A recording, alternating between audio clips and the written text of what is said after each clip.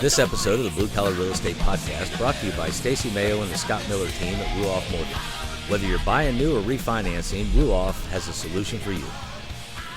You're up, Gregorio. Oh. I was waiting for a red light. I was too, but it wasn't there, and the camera stopped. So we got the Wayne's World. You're ready to rock and roll, and it's Friday at 5. Here we are. Live At Friday 5. Live Friday at 5. Live It's better Friday than at that. 5. Actually, I needed this episode is what I needed. I needed to just be here Friday at 5. It was an interesting day on the old Roofco front. And That's what I heard. So here we are. What's going on, brother? It's been a day or two, it feels like. It really has, and we met a couple weeks ago at the Blue Collar Real Estate Global Headquarters. Yeah. It was a good meeting. The mozzarella sticks were fantastic. They were on point, or as the kids say, on fleek. I think that's a thing, right? They say? They actually don't say that anymore. And They that don't? also refers to eyebrows, so they probably don't want that. I don't know what those rules are, but yeah, I'm out of loop with what the kids are saying these days. Yeah, me too, because my kids are now all adults. There you go. I'll have to ask my Adulting going grandson. on. Like, what do kids say now, Kai? He'll be like, I don't know, whatever. Anyway, so we talked, and we wanted to take this episode. Number one, we're going to be taking a short break. Because we are two bubs in a truck is what this episode's We called. absolutely are, and that was a great name. When you texted that, I was like, boom, done. I mean, I don't know that I consider myself a bub, but right now I do have blackjack, which is roofing tar on my jeans, so I think that officially qualifies me. And for those of you watching at home, to really understand what blackjack on your jeans means, it means It's never never come off. coming out ever. Like, it's impossible. Like, I've tried everything. I've quit buying expensive jeans to wear on roofs. That's what I will say. Yeah. Anyway, moving on. But yeah, so we're going to take a few weeks off here and kind of reset the podcast. Because I think a lot of the things, Greg, like since you and I started this podcast, I don't know, 70 plus episodes ago, which was, I think, maybe 2 lifetimes ago, I feel at this point. Right. Like it's a lot has changed in both of our lives. BC, and before COVID. it was very much BC before COVID. So yeah, I mean, it's everything's evolved. We were both full-time, highly professional real estate agents and running real estate businesses, and it's still very much a big part of our lives, yet at the same point we've also ventured off, and you're building houses now with different investors around the country, and I started a roofing and a solar company, and it's like there's been so much evolution change, and I think it's how do we pivot, how do we make sure that we continue to serve the audience that we want to serve, which is educating people on houses, right? Something you and I are immensely passionate about, green and solar energy. How do you care a little bit more, right? Right. Something that we both definitely care about, and it all really couples with this thing of real estate. We love taking care of real estate. You love the older dynamics of real estate. I'm like, burn it all down, build it brand new, and I'll put the roof on it, and it'll be awesome. But That hurt my spirit. Man, that hurt. I know, but was literally one of the very first 5 episodes we did was about new versus fixing it up or where to spend the money. Right, New versus cool. And right. we spent a lot of time talking about that because we both are deeply passionate about that. But I'm like, man, that new roof, I know what kind of shingle we need to put on that. It's going to be awesome. And so not only has the trajectory of our careers changed a bit, right, in the 2 years since we've been doing this, but also the real estate market, the housing market has changed so dramatically. It's insane. Like we were, I remember one of the first episodes we did was on where to spend the money. Now I'm not sure spending the money is even necessary. Right. The market's evolved so much, and and as of the date of this recording, it's May 7th of 2021, and it's insane. I mean, there's 2,100 homes on the market here in Indianapolis, which for perspective's sake, that's about 12 days inventory, I think. So this hyper competitive sellers market, it was a really, really good market when we started this podcast, but all the dynamics I feel, especially in the last 90, 125 days, have just pivoted once again in a big different direction. Pivot. Right. For you Friends fans. And so think about this for a minute. When we started this, I had a listing, and in the first weekend I got 3 offers, and I was excited. I just had a listing. You were that disappointed with what, 7 offers or something? Yeah. I had 7 the first day and a half, and I was like, what the heck's wrong with my property? Why don't anybody like it? I know, but that's and it was a property that needed a full rehab. Yeah. And I was still pissed. I only had 7 offers. And I was talking to a buddy of mine last night who's also in the real estate game. He said now what he's starting to see is people doing highest and best for rentals. Dude, I'll tell you what. If you want to start talking, we can just like lay some cards out on the table right now. One thing I love about what I do for a living now, which is like roofs, but I serve a lot of the real estate agents with roofing problems because roofing things come up a lot on inspections, right? Oh yeah. So I'm having all these different conversations with real estate agents right now, and I'm hearing the stuff that's going on. And just the perspective shift everybody has to have, because the first thing, if you're buying a house right now, like the biggest hurdle is not getting approved for a loan. That's moderately easy right now. It's winning. Right. Like you have to win first, and then all the important stuff like comes into play. But like I've got agents that I've talked to recently that have written 12 offers over the course of a weekend. And you're like, how is that even possible? Because every house that they see, they're writing an offer on. Literally, they've got 3 or 4 offers out there right now. And I don't even think that's like ethical, but it's like the craziness of what's going on right now. Yeah, because technically, 4 people could all accept their offer, and then they're obligated legally to buy 4 houses. I mean, technically, that seems like, I'm sure there's a loophole or two in there, but at the same point, like that's what it's taking to win right now. Like sellers are, exhausted at getting enough off. Like if you put a home on a market on a Friday right now, if you don't have 40 showings by the end of a Saturday, you're like, man, what did we miss? Like it's insanity, So our solution. Me and the investors out of Boston and Adam and we kind of all got together, 7 or 8 months ago and decided we'll just start building houses. Absolutely. And so that was a great plan and a great solution to the problem. And then 7/16 OSB decided it wanted to be $45 or $50 a sheet. Dude, I think I was telling you before the show today, I paid a guy, we had a roof going on today that ended up being a redeck. And this was a guy I met, a real estate investor in town. And plywood has gone up since I wrote his proposal, which was back on, I think it was the very end of February. Like I knew our shingles had gone up a little bit in price. I just was busy and I forgot to go back and look at the pricing that I had set for the OSB. I paid this guy $1 a sheet to redeck his house today, because the price had gone up that much. And we normally make a little bit of money on it. It's not a huge oh yeah, we're excited to redeck your house. No, we're not excited to do that at all. But pricing has gone up so much, we paid $42.11 today for a sheet of 7/16 OSB. I believe it. And my son insane. Nick, who's a remodeling contractor and builder out in Omaha, he was paying $50 a sheet 7 weeks ago when we were out there. Yeah, and there's a whole trucking logistics thing that's going into all of this right now as well. We did a roof for a guy who navigates like trucking logistics, and what it costs to get something even here from, because a lot of stuff I guess comes from the East Coast. What it costs to get stuff here is one thing. What it costs to get it to Nebraska is a whole nother story. So it's like there's all these dynamics that you don't always think about. Oh, and then gas just went up like $1 a gallon. Right, and so all this stuff's changed with the housing market, and I kind of want to rope that back in because you and I are getting way off. But, we did just a touch. But go back to the beginning of this thing. You and I are working together. We were working out of that office in Speedway you had. And I brought this name to you, Blue Collar Real Estate, and we decided we were going to give this a go, right?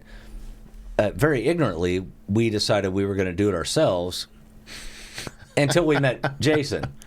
And we were like, oh, wait, he's actually a producer. That could be cool. He's actually good at this. Right. We would not have made it this far. No, and here's the thing, dude. People ask me questions. There's a guy that does a podcast at the place I spoke down in Alabama about the book last week, and he was asking me all these technical questions. I'm like, dude, I have no idea. Let me give you my producer's email, because he does all that. Yeah.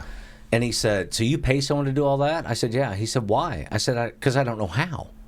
At all. And I said, if I spent 6 months learning it, I wouldn't be able to do it like the guy that's been doing it. How long have you been doing this, Jason? 20 years? 30 years?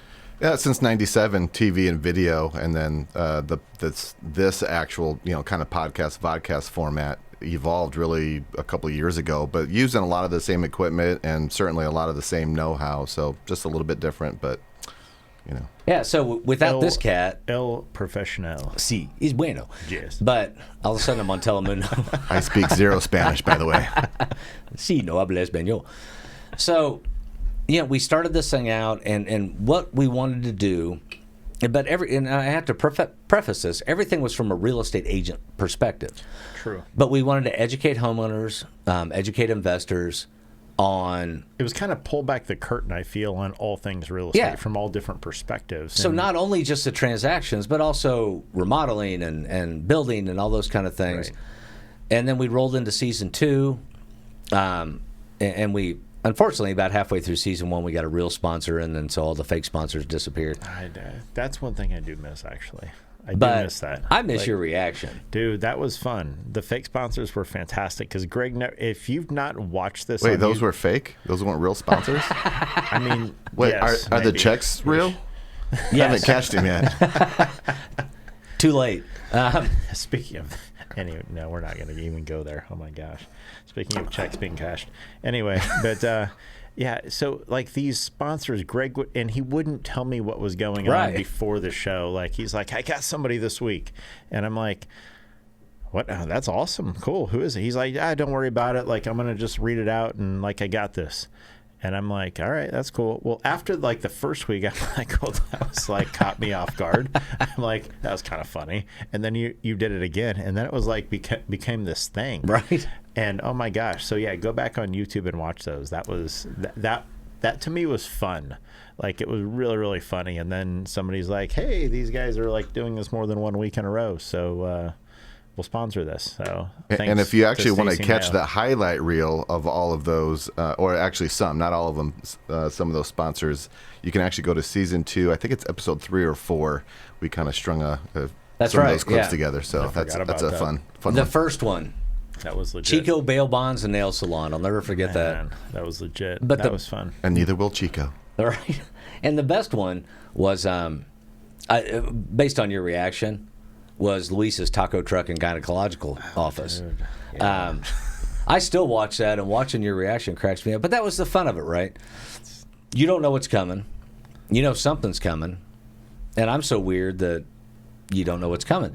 But there it is. And then so we roll into season 2, and we were kind of starting to talk more and more about building and the building trades, trying to promote the trades, something you and I are incredibly passionate about. And as season 2 is rolling out now, it's going into like COVID season, right? So it's like a year plus ago at this point. So it's like a little bit pre-COVID, but I think a lot of our interest, based on a lot of the real estate opportunities that had kind of presented themselves, you were working with some investors. I was working with a lot of investors at the time.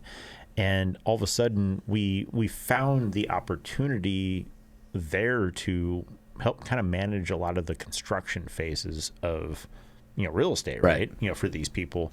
And you and I both gravitated towards that because I think we both really, really enjoy it.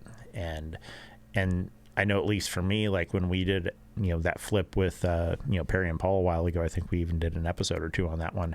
It's like that was the catalyst that was like, I just want to do this every day. Yeah. Like this was just more fun. Like I loved doing that, and thankfully within less than a year, it's allowed me to do that to where I could just kind of, other people do real estate stuff and I just do roofing because it's way more fun for me. And I don't blame you. I've got people, and I haven't been a full-time remodeling contractor in 5 or 6 years now. I've got people now trying to pull me back into the business. I was showing a house to a client the other day down the south side, and ended up being the 4th one we offered on and didn't get bought. But who's counting, right? Because you're having fun looking at houses. Right. And talking to them. And I love this couple. I won't say their last name. Haley and Matt, they're super cool. But anyway, we're looking at these houses, and you know what it's like. When a house comes in the market, you got to go now. So I had been out in the shop trying to finish my wife's new dining room table that I've been working on for way too long. I get a notice from them. I see it was showing, and I go running out the door. I'm wearing work boots, blue jeans, and a Carhartt Henley. But I don't care. That's a good look. Did you at least have like a handlebar mustache? No, my wife won't allow that. But yeah. And a mesh back ball cap, right? Right. I get there, I do the showing. We're coming out. There's another agent coming up, and she was an older lady. And she said, are you an agent? I said, yeah, I know I look like a contractor, but I used to be one. And we kind of talked for a minute, and she said, what kind of contracting did you do? And I said, everything. Yeah.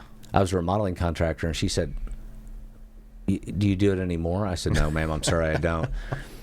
And she looked me dead in the eye and said, is there any way you could do it again? Yeah, it's that bad. I said, you've never seen my work.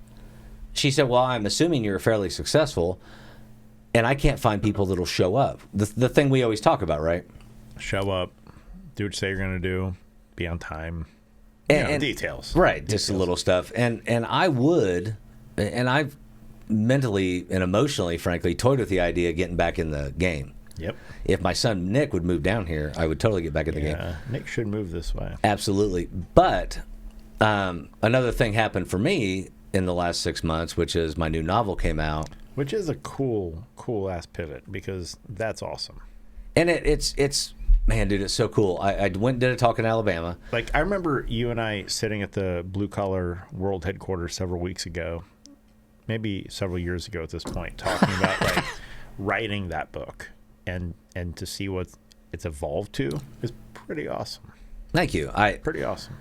It's a lot of fun, and I met with a friend of mine yesterday and had pie and coffee because pie and coffee. Why not? That's what people do, right? That's what I hear. And we were talking about it, and he said, "So what's next?" And I said, "Honestly, Ray, I don't know. I just keep taking that next step. I just came back last weekend from speaking to a group in Alabama. Yep. I've got a talk in Indy next weekend, and then the following weekend in St. Louis, and then 2 in June down in Florida, and then 1 back in Louisville. And so my point is, you're popular, is what you're basically saying. I don't know about that, but very popular. I'm more of a curiosity, I think, at this point. But my point with all that is that somehow, if that book wouldn't have happened, and the 12-step recovery guide's done now. My editor got back to me. You've been making good progress, especially as soon as you record the audiobook, which will be soon, because I got soon on Amazon. Go check it out. The thingy that Jason told me to get, I ordered it, the adapter dealio. Yeah. Did I mention we hired a producer for a reason? You lost me. Anyway, my point is, if all this stuff wasn't going on with the book, that I'm very, very grateful for and very happy to be working in, I probably would have gotten back into the remodeling game because I love it. I love the trades. I love tradespeople. Our good buddy Mike, the HVAC contractor, yep, he posted something the other day. I think she's 15 now. One of his daughters was helping do something on an HVAC install. That's awesome.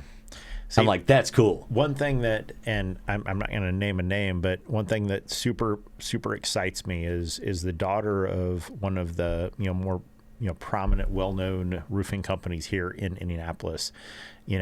She's like running her own roofing company now, and I'm like that's so awesome. Heck yeah. I'm so excited for her because it's something that, it's just a good business. And if like more females were involved with it, dude, quite frankly, I think the home improvement industry could use a little feminine touch because it's a little bit jaded in a lot of areas. So yeah, those soft skills would certainly help. Yes, they would help just a lot. But here's the thing. To stay in that vein for just a second, the new season of This Old House, they're rebuilding the house in Dorchester where the first episode ever of This Old House was, right? Back in 78 or 79. Anyway, their HVAC contractor is a woman. And she's talking with Rich Truthui, who's forgotten more about HVAC and plumbing than you and I will ever know. And they're both right there. They're both this level expert. You know what I mean? And it's cool. And I hope it does encourage more women to get into the trades. At this point, anybody get in the trades. True. But that's the truth, dude. Like, that's one of my biggest, I'm not going to, but if there was a challenge I have right now as a business owner, it's truly finding people to show up to work. Right. Like, consistently being 5 days a week. Like, it's insane. Like, that is apparently like really hard to do for everybody these days. Like, show up to work 5 days a week, at least for most. And like, the opportunity to make insane money, like I'm talking six figures, fixing roofs, is 100% available. Absolutely. 100%. I'm not talking like, hey, I'm making like 10 grand a month in my first 30 days. But after about 12 months, you can learn how to do everything. And there's so much available work available to somebody that will do the three things that we always talk about: show up, be on time, do what you say you're going to do, etc. It blows me away, and I cannot pay somebody enough to like just do those things. It blows me away. And that boggles my mind. When I came out of high school, and I worked for a framer, and then I worked for an electrician for a while, and yada yada yada. But it was almost impossible to get into a skilled trade company. There's got to be a solution. Now, companies all over, big and small both. Mike's company, I think he's got 3-4 vans now. So he's not a huge company. He's incentivizing to get people to come and learn the trade. You have to. You have to, because here's the thing. The work's not going to go away. Like, I'm legit freaking out about this just a touch with my business right now, because I've got so much work sold and not enough dudes to like get it done. And then the dudes I've hired to get it done, it's not quite to the standard that I want it to be done. So I'm not charging these people until it's done to that standard. Right. And it's like, you've got to go back a couple times because it's so difficult to bring somebody on board, teach them, provide enough consistent work, just all the challenges that come with doing it. But at the same point, you've got to have great people. You've got to have great people to help do that work. And the opportunity to make good money once you're really good at doing it is just through the roof. You can literally command whatever price you want because everybody needs that stuff done. If you're a trades contractor, HVAC, electrical, right, roofing, plumbing. Now, in that vein, tell me, right or wrong, the more we've talked, the more we kind of decided these are the things we need to be focusing on. Green energy, highlighting the trades, yep, highlighting building methods and best practices and that kind of thing. And we even talked at the global headquarters last week about highlighting some of the entrepreneurial and business opportunities that exist. And I think that's what I am so passionate about as we look forward to what we're going to continue to do within the show is exploit some of those opportunities. Where is an opportunity to make money in this business? Where's an opportunity to like make a difference within the trades industries, within the green industry, vein. So I'm excited about that because I mean, just the opportunities we've dealt with in a very small capacity with solar within my business. Mm-hmm. Oh my gosh, dude, I've seen so many solar panels go up on basic normal houses here in Indiana. I'm excited about it, which tells me there's a good vibe going on. There's a lot of people interested in it. And I can't wait till you guys put solar on my house later this year. We'll talk about that after the show. But, oh yeah, dog, you don't think I updated my service panel for nothing, right? I'm ready. And we talked about, and this is kind of one of the big takeaways for me, is that going forward, because we had come out into the first of the year trying to track these new builds we're doing. Mm-hmm. Now, I had a scheduling conflict today, and Adam and his guys were putting up the SIP panels on the house on Lawton. It is coming together. He sent me some pictures, and I'll try to get some video over this weekend doing a walk around and explaining to people what's going on. But we talked about with the weather we had in February and not be able to pour concrete and all these different things. And we got off track with tracking those properties. So what we've talked about going forward, and part of the reason we're taking a little bit of a hiatus here is to kind of regroup and get some footage. My youngest son, wants to be a video and film guy. I don't think he wants to shoot blue-collar real estate episodes for his whole life, but the experience he'll get. And he even said to me, Jason, just so you're aware, because he remembers you, when we were talking about it, he said, now, if I don't edit something right, Jason can fix it, right? No. I said, dude, you can run a tape backwards and splice it into one running forwards, and Jason will fix it. Jason does not want to do that. I charge double for that, He does not want to do that. I was just saying, I know enough about editing to know that Jason's like, actually, no, I'll be charging you twice. Because we'll have to discuss the details. That's like this dude who yesterday asked me, oh my gosh, dude, some people are so special. So this is like one of the funniest appointments I ran in the last while.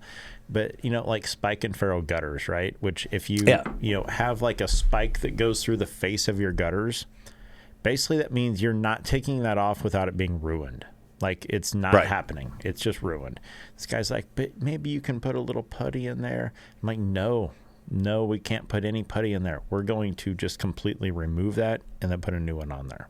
Like, we're not resetting it. And so anyway, I only say that because it's like, that's the equivalent in my world to what you just asked Jason to do right there. Well, my point We'll figure it out, Greg. It's fine. was to illustrate.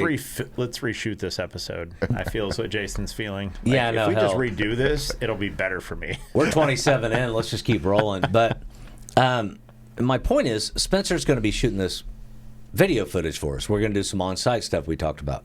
We're going to do on-site kind of almost like episodic items on these different builds. We're going to highlight trays. My point is, we're going to get out with the camera, get out in the field more. And literally show people what's up. Right, and then we'll cut to that footage while we're back in the studio. And although, like you said at the beginning, we're still both real estate agents, and we still both will continue to be so. However, we're going to start focusing on what I think is mission-critical stuff. And one of the biggest mission-critical things that we just talked about a few minutes ago is getting people into the frickin' trades. I'll tell you something. I didn't know if I was going to tell you, but I'll tell you. Uh-oh. I feel like something's about to get laid on me. So, no. I'm listening. It laid out in front of you, but not on you. Oh, So I got about a better. year at college left to finish my degree in psychology. there you go.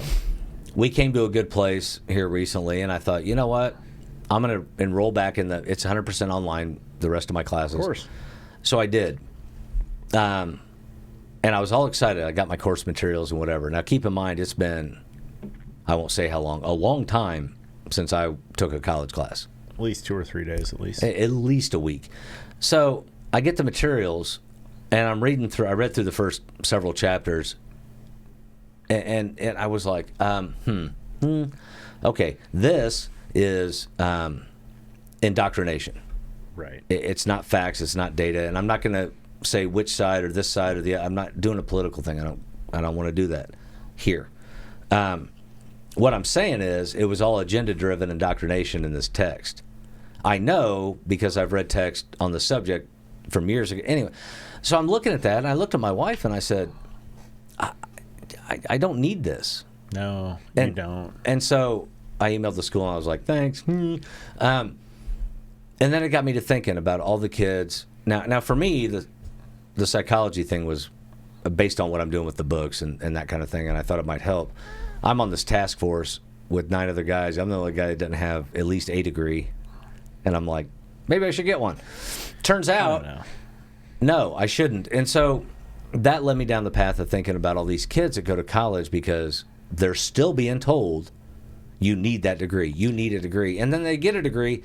Look, today, in 2021, a bachelor's degree in business management or business administration doesn't mean squat, right or wrong. You know what I would rather do is I would rather pay somebody that is doing exactly whatever, I've got one son, and whatever he wants to do for a living when he's done with high school, whatever he thinks that is, I want to pay somebody that is already earning like 7 figures a year doing that.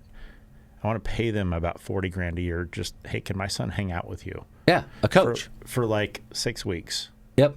Like, can he hang out with you for 6 weeks? Because number one, he's going to learn 2 things. Do I want to do this or not? Number one, 2, he's going to get to spend time with somebody that's highly successful, which you're going to pick up on their habits, their traits. What are they doing?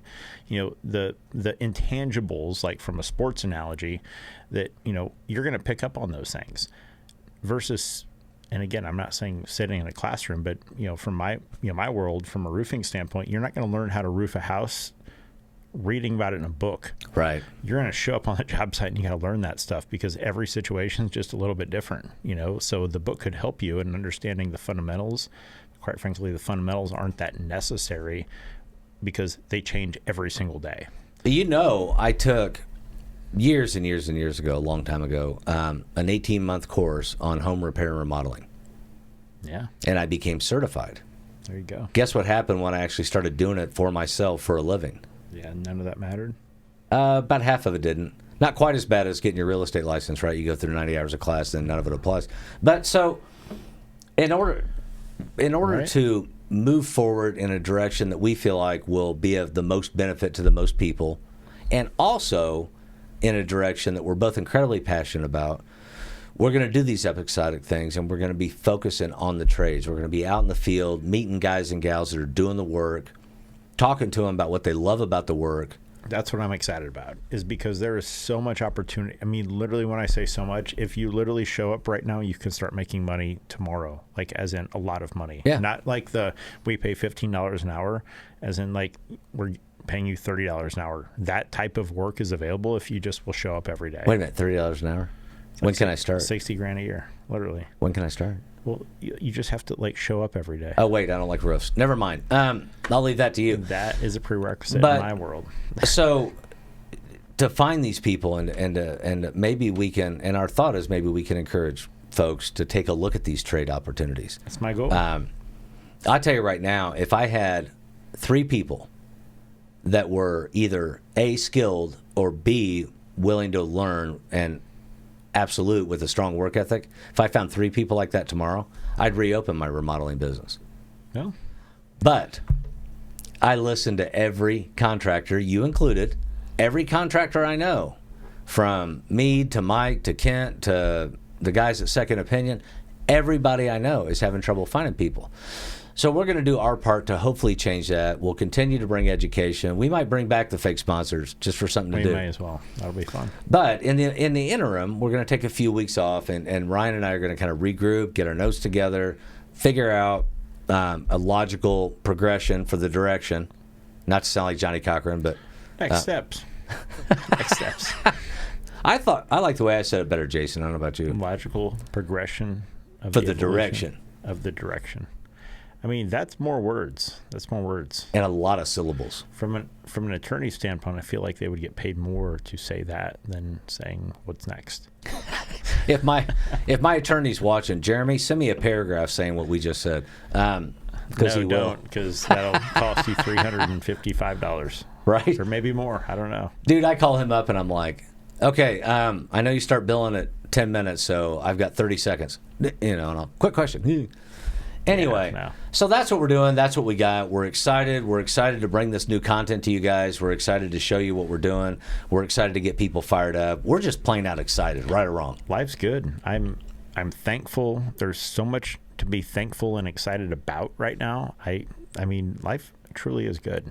Absolutely. And the last thing I'm going to say, because this is live right now, next Saturday, May 16th, Eagle Creek Community Church on the west side of Indy. You're going to want to be there. 12:30 p.m.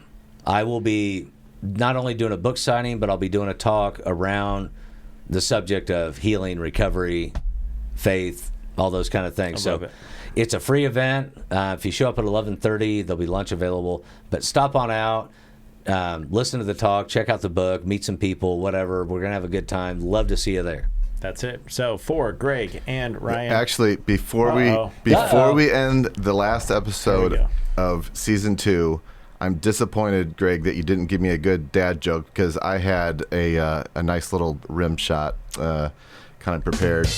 Oh, dude! But so there you go. I forced it. I feel sad now. I forced it. You let me down, man. I'm hurting my spirit. We finally got the rim shot. It's available. It's available.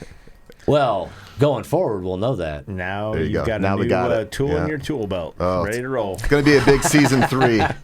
I can feel it. It'll be fun. It'll be awesome. So for Greg, I'm Ryan. This is Blue Collar Real Estate. Be sure to like, comment, subscribe. We definitely want to hear from you. We have got a lot of good ideas as we look forward into the future. Greg, it's going to be fun. Yeah, Look forward to it, brother. Have a good one.